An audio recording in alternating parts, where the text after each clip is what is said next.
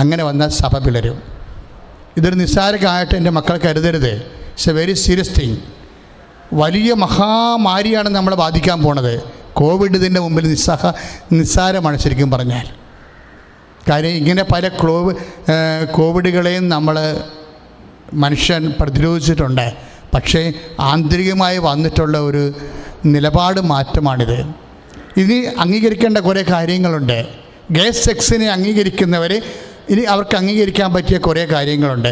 Abortion is no sin, premarital sex is no sin.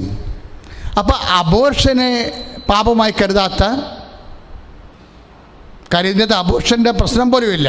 ആണും കൂടി ജഡികമായ ബന്ധത്തിൽ ഏർപ്പെട്ടാൽ പിന്നെ അവിടെ അബോർഷൻ്റെ പ്രശ്നമില്ല. അപ്പം അബോർഷനെ അങ്ങനെയാണെങ്കിൽ നോ സിന്നായിട്ട് കാണേണ്ടി വരും. പ്രീമാരിറ്റൽ സെക്സിനെ നോ സിന്നായിട്ട് കാണേണ്ടി വരും.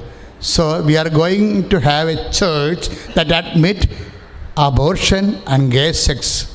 മ്ലേച്ഛതകളുടെ അഥവാ സാത്താൻ പുണ്യമെന്ന് വിളിക്കുന്ന ഒരു പറ്റം മ്ലേച്ഛമായ ജീവിത രീതികളെ അംഗീകരിക്കുന്ന ഒരു സഭ ഇവിടെ ഉണ്ടാകും.